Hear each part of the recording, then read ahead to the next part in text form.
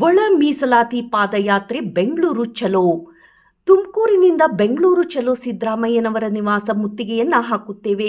30 ವರ್ಷಗಳ ನಿರಂತರ ಹೋರಾಟ ಯುವಕರಲ್ಲಿ ಆಕ್ರೋಶವನ್ನುಂಟು ಮಾಡಿದೆ.